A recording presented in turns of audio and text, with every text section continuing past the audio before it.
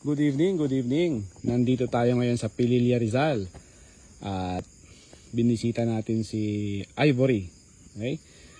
Kasi tinawagan tayo ng ating kaibigan para tignan si Ivory dahil kakatapos lang niya manganak at napansin nilang lumulobo ang tiyan, pahiga-higa, gusto magkamot, gugulong, matamlay, walang gana.